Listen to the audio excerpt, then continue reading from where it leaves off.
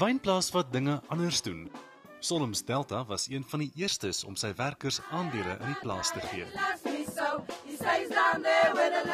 Hierdie museum vertel die storie van hoe Kaapse musiek gegroei het. En dis 'n opwindende storie, want in daai geskiedenis van Kaapse musiek is die geskiedenis van 'n gemengde, verenigde Suid-Afrika wat ons wil bou.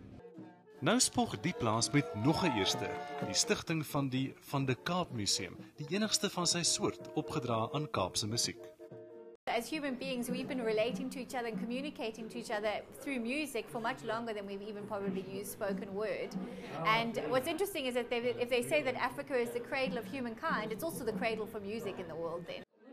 In die museum is daar werkende replikas van musiekinstrumente wat eeue gelede deur onder meer die San en Khoi gebruik is.